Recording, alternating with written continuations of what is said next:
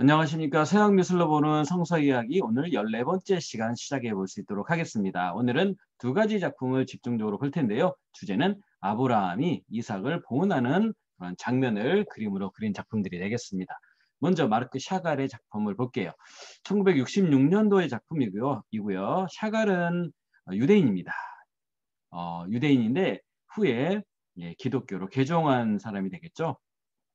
아주 불우한 환경 가운데서도 러시아로 유학 갔다가 러시아에서 다시 파리로 유학 와서 정착하게 되고 파리의 프랑스의 니스에 보면은 샤갈의 성서 미술관이 있고요. 그곳에 가게 되면 어, 샤갈의 작품들을 한꺼번에 다 감상하실 수 있겠습니다. 자, 색채. 샤갈의 작품들을 보면 좀 색채가 참으로 아름답다고 볼 수 있겠죠. 자, 이 장면은 이제 창세기 22장에 아브라함이 100세 때 낳은 아들 이삭을 하나님께 봉헌하는 장면이 되겠습니다. 하나님께서 100세 때 낳은 아들을 이삭을 하나님께 번제물로 바치라고 하는 그런 명령을 내려주시게 되죠. 그것이 바로 아브라함에게는 아브라함의 믿음을 시험해보는 어떤 시험대인데요. 아브라함은 100세 때 낳았음에도 불구하고 그 아들 이삭을 하나님의 뜻에 맞게 봉헌하는 장면이 되겠습니다. 자, 어떻게 보면은 사람을 아들을 인신공양처럼 이렇게 비춰질 수도 있는데요. 결국에는 하나님께서는 그 믿음을 보시고 그 아들 이삭을 죽이지 않게 하시게 되고 이 아브라함을 정말 믿음의 조상으로서 이제 하나님께서 널리 큰 민족을 이루게 하는 그런 일들이 있어지게 되는 것을 알 수가 있겠습니다. 자, 이 그림 조금 더 자세히 살펴볼 수 있도록 할게요. 자, 이 아래 장면인데요. 아브라함이 이제 아들 이삭을 이제 번제물로 드리려고 하는 그 장면입니다. 색채를 잘 보시면 아브라함은 빨간색 계통으로 그리고 아들 이삭은 노란색 계통으로 이제 색채를 칠을 해 놨는데요. 아들 이삭의 표정을 보면 이게 경직돼 있다라기보다는 아빠가 칼을 들고 번제물로서 이제 잡으려고 하는 가운데서도 그 아들의 표정은 상당히 어떻습니까? 한쪽 눈을 뜨고 있고 한쪽 눈은 윙크하는 것처럼 이렇게 보여주고 있죠. 그래서 색깔도 보게 되면은 어떤 감정이 아주 고조되어 있는 빨간색 계통이 아니라 평화로운 노란색 계통으로 색채가 칠해져 있는 것을 우리가 볼 수 있게 되는데요. 마치 이삭은 자기 장래를 알게라도 하듯이 나는 죽지 않을 것이라고 하는 그런 어떤 믿음이 있었는지 샤갈은 이렇게 약간 해학적으로 그려놓고 있습니다. 반면에 아브라함은 상당히 아들을 잡아서 번제로 드려야 되는 입장이기 때문에 어찌 부모된 입장으로서 아무리 믿음이 좋아도 아들을 쉽게 이 번제물로 바칠 수 있겠습니까? 그런데 이 아브라함에게서는 정말 양심의 가책이라든지 여러 가지 생각들이 많이 떠올랐을 것이고 이제 칼을 들었을 때는 어떤 긴장이 상당히 고조되어 있는 느낌으로 볼 수가 있겠죠. 그래서 빨간색으로 이렇게 표현을 해 놓은 것 같습니다. 그래서 이 아브라함이 드리려고 하는 명령을 하나님께서 주시게 되는 거죠. 창세기 22장 2절에 보면 여호와께서 가라사대 내 아들 내 사랑하는 독자 이삭을 데리고 모리아 땅으로 가서 내가 내게 지시하는 한 산 거기서 그를 번제로 드리라고 합니다. 모리아 땅은 지금의 예루살렘이 되겠죠. 예루살렘 성전이 있는 곳이 바로 모리아 땅이 되겠습니다. 자, 그곳에서 이제 아들 이삭을 번제로 드리는 장면. 이 장면은 수많은 화가들이 이 장면을 많이 묘사를 어, 했던 아주 유명한 장면이 되겠죠. 성경을 알지 못하더라도 이런 이야기들은 누구든지 한 번씩 들어보셨을 겁니다. 자, 그리고 이제 아브라함이 번제로 드리려고 하는 순간 천사가 나타나게 되는 거죠. 여호와의 사자가 가라사대 그 아이에게 내 손을 대지 말라. 아무 일도 그에게 하지 말라. 내가 내 아들 내 독자라도 내게 아끼지 아니하였으니 내가 이제야 네가 하나님을 경외하는 줄을 아노라 하면서 아브라함의 믿음이 견고한 것을 알게 되고 하나님께서 그 믿음을 인정해 주시게 되는 거죠. 그리고 그 찰나에 이제 하나님의 사자를 보내어서 이제 어, 아들을 번제물로 드리지 못하게 하게 됩니다.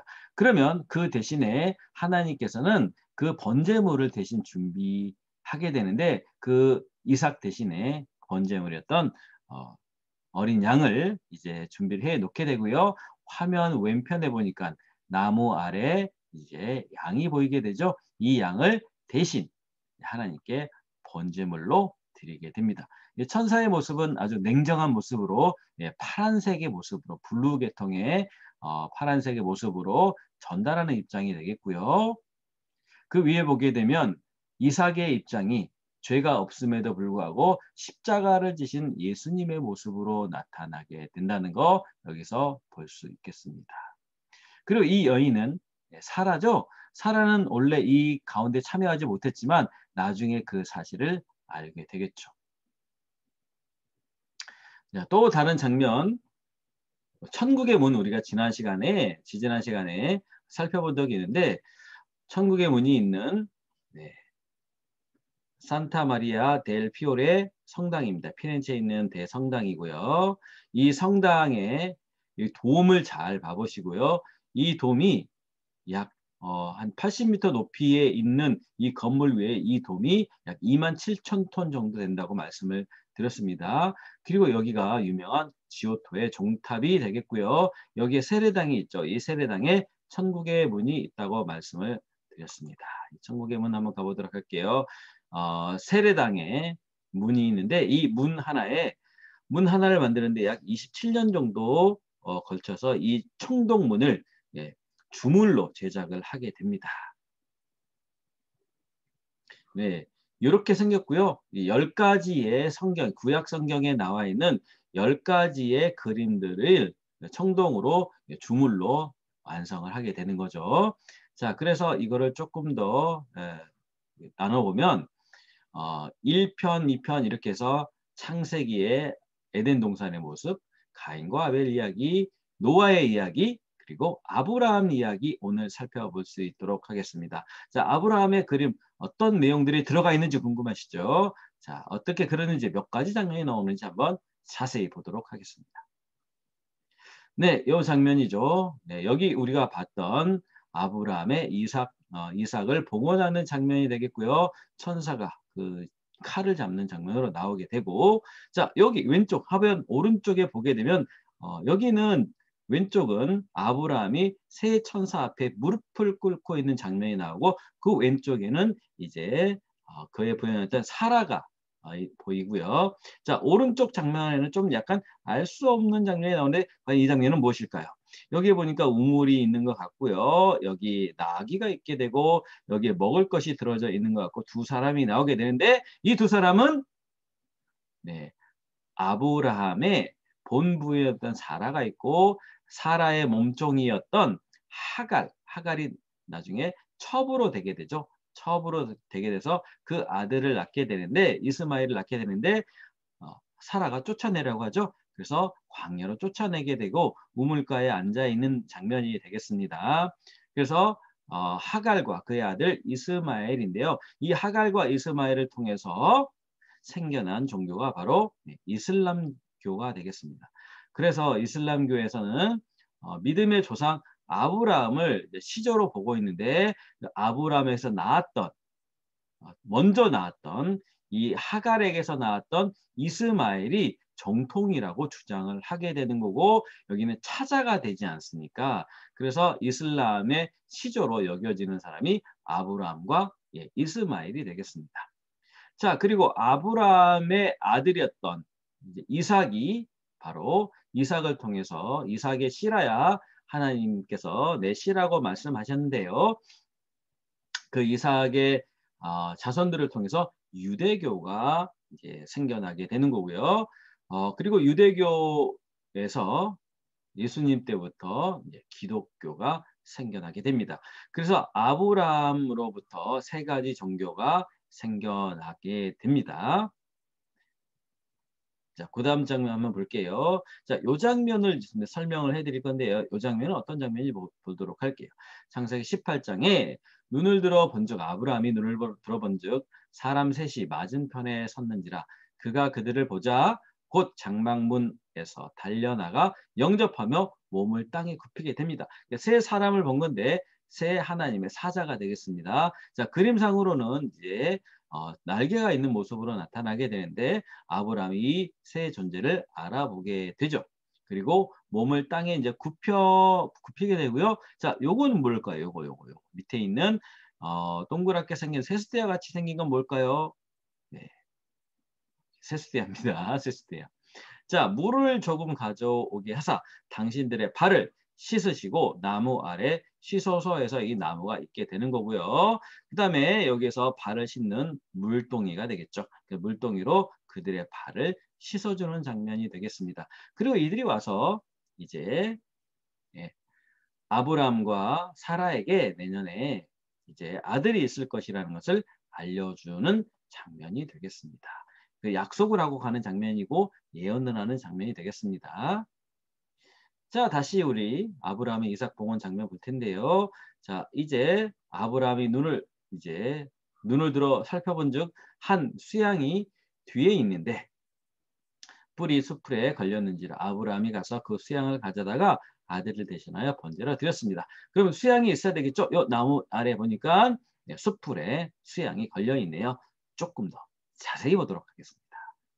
네, 이런 모습으로 수양을 이렇게 이거를 주물로 조각했다는 게 제조했다는 게 참으로 대단하지 않습니까? 청동인데요. 그래서 이 문을 하나 만드는데 27년이 걸렸고 미켈란젤로가 이 작품을 보고 천국의 문이라라고 감탄을 맞이하지 않았던 작품이 로렌조 기베르티의 이 천국의 문 작품입니다. 자, 그런데 이 천국의 문 작품을 정말 20년이 넘는 기간 동안에 이 작품을 만들게 되는데 처음부터 이 기베르티가 이 작품을 원래 수제했던 건 아닙니다. 그때 당시에 유행했던 것이 바로 컨테스트였거든요. 경쟁 체제였습니다. 그래서 이 컨테스트 경쟁을 통해서 이제 시제품은 시작품을 내게 하게 되고 그 시작품의 주제가 아브라함의 이삭 봉헌 요 작품이 되겠죠. 그래서 거기에는 이제 사람도 나와야 되고 나체도 나와야 되고 옷 입은 사람도 나와야 되고 식물도 나와야 되고 동물도 나와야 되는 그런 어떤 조건들이 있었나 봅니다. 그런 조건들을 이제 주제로 주게 되고 그 주제를 가지고 이제 최종 두 사람이 이제 결선을 하게 되는데 이 결선을 출전한 사람이 바로 로렌조 기베르티와 브루넬레스키라는 사람이죠. 원래 명성으로 보게 되면 브루넬레스키가 훨씬 더 명성이 높았고요.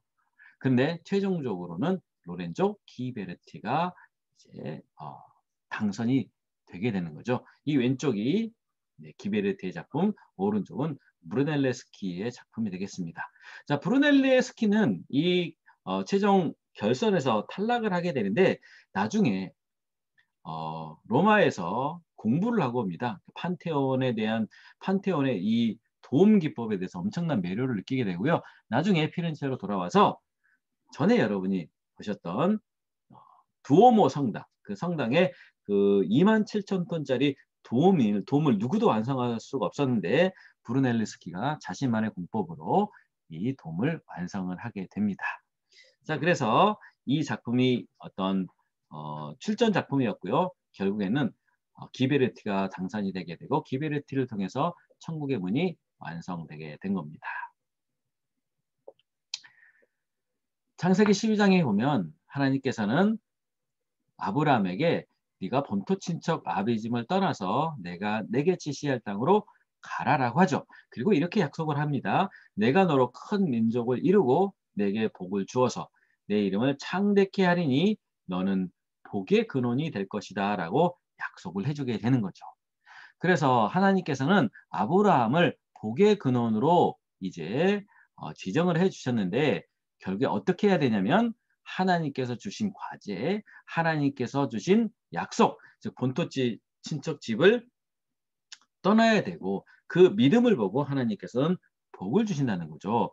아무나 복을 받는 것이 아니라 그 믿음을 보이는 사람에게 하나님께서는 복을 준다는 사실을 꼭 아셨으면 좋겠습니다.